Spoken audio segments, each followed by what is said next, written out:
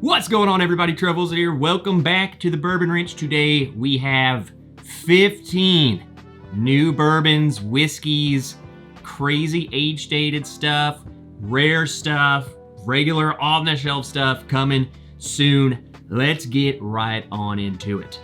Absolutely insane, the number of bottles that have been announced, and we just got a lot to get into. So let's just start off with kind of the clickbaity one, because they just dropped this, and you know we ain't gonna get it. So just get it out of the way. Eagle Rare, 30 years. You know, Buffalo Trace coming, dropping just a freaking crazy age-dated Eagle Rare. You know, I don't know what to tell you. You're not gonna get it. I mean, we had Eagle, what is it, Double Eagle Very Rare, whatever the heck they did. And that one was, you know, several $1,000s if you somehow could find one. You see, you know, these are gonna be at bars and you're gonna spend several $100s an ounce to try it. I'm sure this will come in a very cool, you know, box and lights and maybe even lasers coming out of that one. But 30-year Eagle Rare, you know, I will say it's pretty cool and impressive seeing them flex all of these crazy age-dated stuff, but hey, it's just not something that we'll get to try, probably. Now, we'll just get Buffalo Trace out of the way. We'll put them up front. Next bottle on the list, you might have seen this, E.H. Taylor, Old Fashioned Copper Distillery Straight Bourbon Whiskey. Yeah, pull this one up. This is BTAC's newest edition, E.H. Taylor. So there we go, BTAC version of E.H. Taylor. I don't know, you know, it doesn't really say on the back exactly what's different about this. You know, we had like Eagle Rare, we get Eagle Rare 17 in the BTAC form. So I don't know what's gonna be different. You know, what is gonna be super special about this one? I don't know. Something I've noticed, they're keeping with the trend of adding or sticking with mash bill 1 stuff for BTAC. So, you know, we don't got Elmer T. Lee BTAC yet. We don't got Blanton's BTAC. So I don't know what's up with that. But there you go, E.H. Taylor coming to the BTAC line of things. Just another bottle to have to go chase down and stand in line, and another bottle at the raffle, you know. It is what it is.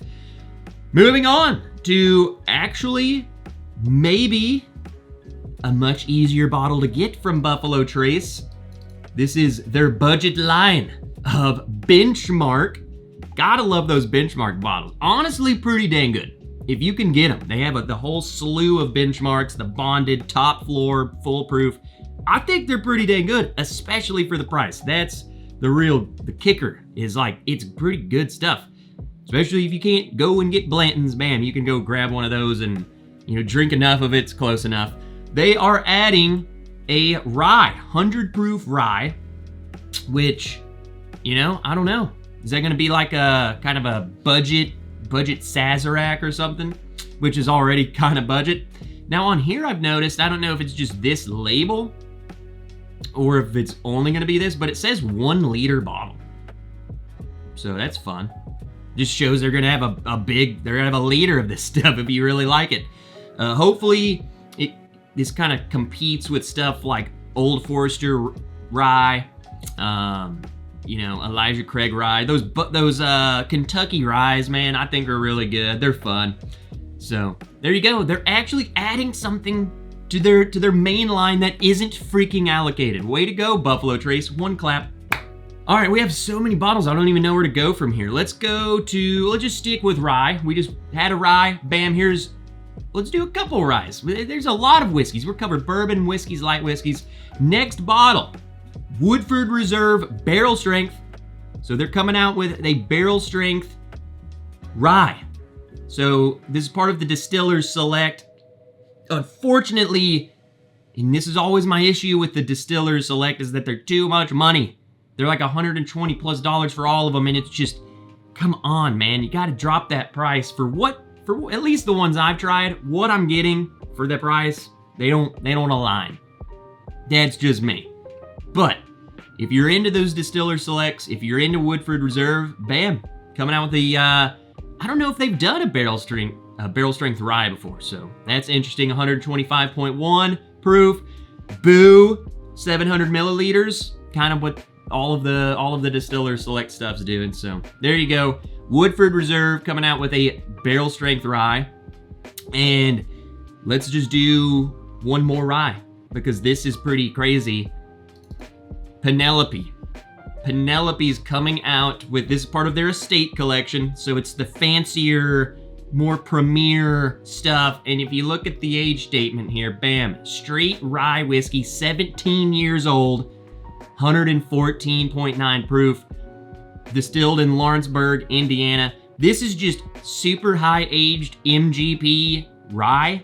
It's the mash bill on this 95 rye, 5% malted barley. So your classic MGP 95.5 rye, 17 years old. Non-chill filtered too. This is gonna be incredible. I bet you. That just sounds amazing. Give me age-stated MGP stuff, and it's just incredible. So, way to go. Another bottle from Penelope. This is another crazy age-stated thing. As a matter of fact, a lot of these, there's a couple more. Age-stated stuff is making a huge resurgence, it seems like. Just crazy age-stated everywhere. Next Penelope bottle is an American light whiskey. They've been doing quite a bit of these light whiskeys, and they've just been going up and up and up in age. So I think like the first one they did is 13. Now, aged 20 years, American light whiskey. This one, a good old hazmat, 70.4% alcohol. It's 140.8 proof.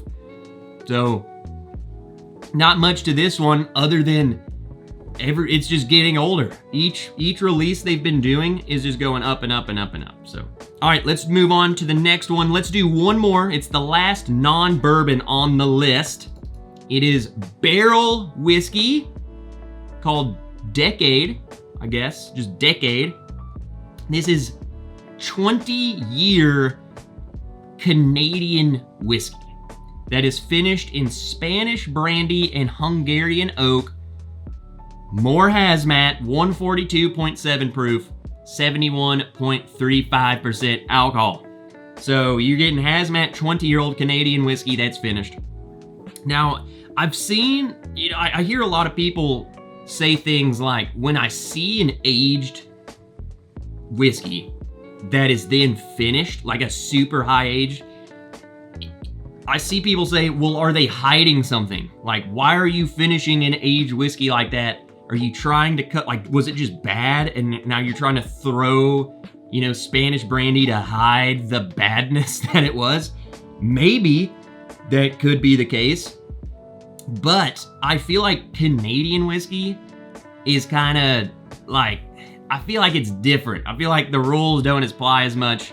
Let me know in the comments what you think about that. But I think there's room to finishing stuff like a Canadian whiskey even after 20 years. I think it still works. I don't think it's necessarily strictly covering up bad whiskey, okay? So there's that. Interesting. I thought it's cool. I always like to throw barrel on here because they're constantly coming out with stuff. They've been on every single one of my lists, as well as Penelope. They're always on here. So they made it again.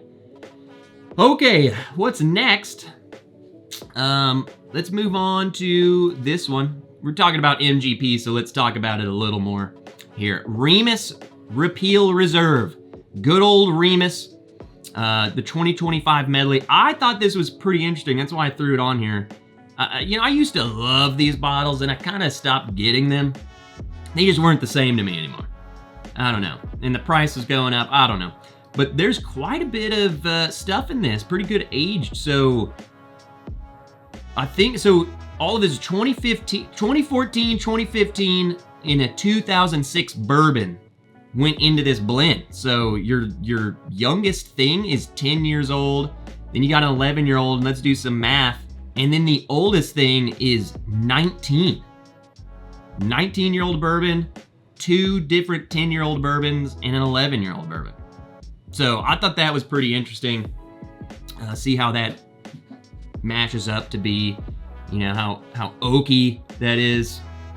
I don't know. That just sounded interesting to me. This was one I would like to give a try, but they haven't been as easy for me to get either, so that probably played into it. Moving on, let's just pull up another crazy age-stated bourbon, because that's what we're doing. Knob Creek is dropping a 21-year age-stated bottle. You know, I've seen this coming. I just kind of felt like ever since they got rid of those picks, and then they dropped the 12-year-old, the 15-year-old, the 18-year-old, they're going up by 3s. So what do we got next, you know? Are they just gonna keep doing that? We're gonna end up getting Knob Creek 30-year one of these years. But I would be interested in this. Again, kind of like what I was going back to earlier. Clickbaity, I don't know. Something you have to remember, people, is look at the Knob Creek 18-year. While some of the batches I feel like are better than others, whatever, yada, yada, yada. People see this 21-year age date and they're like, holy crap, it's 21. Look at the 18 though. Like, how well received is that bottle? I think it's really good. I really enjoy it. But, you know, a lot of these raffles, there's a lot of them. And people pass them by because it's super oaky at that point. So, you know, do you think this is going to be any less oaky? You know? So, I get it. People see that number and they get super stoked. I get super stoked because I love Knob Creek. But you gotta realize this is going to be very expensive. The 18 is like 150, 180 bucks. So what is this going to be? This is going to be over 200, 250. And then you're going to get it and, you know, you might find that it's a bottle of just a wet log. So you just got to remember that going into it. Don't just buy into the, oh my God, the age stated. So I'm excited. But then again, am I though? The price is going to be pretty steep on it. So I'd like to try it nonetheless. Let's move on. Whew, a lot of stuff to talk about. We're rolling through it though. Let's talk Heaven Hill. William Heaven Hill. Thought this was pretty interesting too. I think this is only in the distillery and maybe around the local area to Heaven Hill. Some stores might have this stuff, but definitely at the distillery. This is 19-year age stated at William Heaven Hill, 134 proof. You know, if you like Heaven Hill, man, shoot, I remember. I think this is let's look at the back. Bottled at barrel proof and non-chill filtered, this 19-year-old bourbon is the oldest release in this series to date. So again, flexing their age-stated abilities. So if you're into that thing, William Heaven Hill, oldest one to date. Oh, where are we? Let's go on to something that we, going back to some things we might be able to actually find. Here is James E. Pepper Kentucky Straight Bourbon. This is the fall 2025 release of the decanter bottle. So we talked, you know, that bottle showed up and it was kind of the new thing. Like, hey, what the heck is that on the shelf? Really good. Really good bottle. The bottle itself looks really cool. I do remember if it was also 7 years, could be. But uncut, unfiltered, aged minimum of 7 years. So fall 2025 is gonna get a new batch and they're really good. I don't remember it being 7. It might have been 6 or 7. So that's really cool. But what's even cooler than that is another James E. Pepper bottle that is coming out. It is single barrel. This is a straight bourbon whiskey, barrel proof, 10-year single barrel.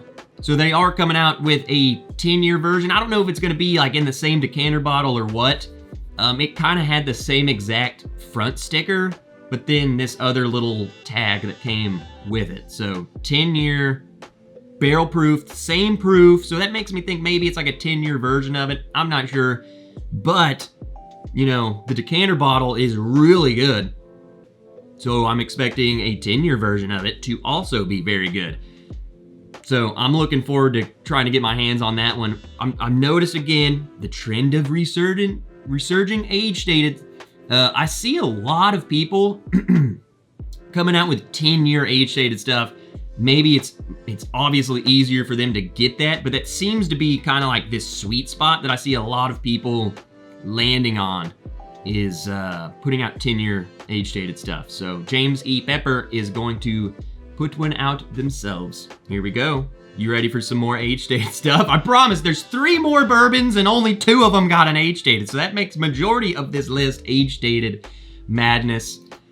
Always got to put these on there when I see that they're announced. This is King of Kentucky, the Cock, Kentucky Straight Bourbon Whiskey. This is from Brown-Forman. If you guys haven't heard or tried of King of Kentucky, it is the king.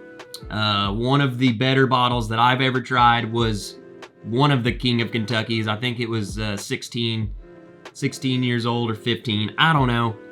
You know, these are bottles that like majority of us don't get in like, majority of us won't even get to try them because I don't even see this in a bar. I tried this in a bar in Kentucky. Didn't see it anywhere around me. So it was just kind of a one pour and done, and then I'll, you know, until the next time I just so happen to find a bar with a pour of this. But they're really good. Non-chill filtered, 66.55% alcohol. It's just Brown-Forman goodness. So good luck. All right, we have 2 more bottles. Let's start with the bottle again. That's kind of will probably be something you'll be able to get. But I just think this is very interesting. This is Members Mark Kentucky Straight Bourbon Whiskey. So we have the Costco. Now Sam's Club is getting, you know, their Members Mark branded whiskey. What's freaking interesting about this is that this is distilled and aged by Barton 1792. So you're telling me that Barton is distilling whiskey, they're distilling Kirkland branded bourbon and Members Mark. So whatever budget wholesale store that you go to, these membership stores, it's Barton. So is it gonna taste the exact same? Like, Kirkland's got a bottled in bond. Is it literally gonna be the same stuff? That time will tell when we get our hands on one of these. We will side by side them. Is this just ridiculousness? But whatever. Bottled in bond bourbon at your Sam's Club. I have a Sam's Club. I don't go to Costco, so I'll be able to get one of these. Now, speaking of Barton, final bottle on the list. One that I am very excited about because hopefully I can get this. Barton, again, they're everywhere. They source out to people. They're doing Maker's Mark or Members Mark stuff. But what we have been noticing in the TTB lately is a lot of 1792 bottles coming back. Now this one, really cool. 1792, aged 15-year cask strength Kentucky bourbon whiskey. This is 127 proof 1792. Barton sources out so much aged whiskey to people. You know, there was that phase in time where like every person was dropping like a 14 or 15-year-old bourbon just out of nowhere, right? Just no one you've ever heard of. Oh yeah, here's our 15-year-old bourbon. It's like you don't even have a vodka, yet you're dropping a 15-year-old bourbon. It was like Barton sourced majority of the time. So it's honestly makes me glad to see that and I always wonder, like, why don't they just put that in their own bottles? So I'm glad to see them actually taking one of their brands and expanding it. In 1792, judging by this TTB, is expanding rapidly. Like, there's gonna be like 10 new freaking 1792s. Hopefully, you know, these aren't just limited edition stuff. This one might be, who knows, but let's read the back. After 15 years of aging, 1792's first ever cask strength bourbon, uncut, unfiltered, and uncompromising has arrived. Then what's 1792 foolproof? You know, those are phrases I feel like I don't think they actually have legal definition, but sometimes they use them as if they do. Cask strength, foolproof, barrel proof, barrel strength. I think they technically can mean something, but I don't think legally. I think you can use either one, I think. Correct me, someone, we're gonna have that just started a whole fight. But it doesn't even matter. This is uncut, unfiltered, and uncompromising. This exceptional cask strength bourbon has developed into a bold, complex expression of time and character. Blah, blah, blah. Sounds delicious. 1 liter? I don't know if that's a placeholder. We talked about that earlier, but 1 liter? You can get a cask strength 15 year in a liter? If that's true, you're getting a super high proofed 15-year-old bourbon. Say less, you know? It's just give it to us, Barton. All right, that is it. Wow. That was a lot of whiskey to talk about. A lot are being announced. Hopefully we can get our hands on some of these. I know a lot of times I'll do these videos and then these bottles don't come out for a long time. Some of them move a lot sooner, so just add this to your vault of other things to be looking out for, that these things are being planned to release. So hopefully we can get our hands on them when they do come out. Leave a like, subscribe, go comment down below which one of these are you excited for, which one of these are you not excited for. Do you think you're gonna get any of these? Do you want to get any of these? What do you think the price of these are gonna be? Just go start a discussion down below. Don't fight over the barrel proof stuff, okay? We're gonna start a war, but so it's fine. Check out the Bourbon Ranch Patreon. Get involved with our crew. Get access to, we got a lot of cool barrel picks coming. So you have to stay tuned. And until next time, I'm Trevor Wilson. I will see you guys in the next video.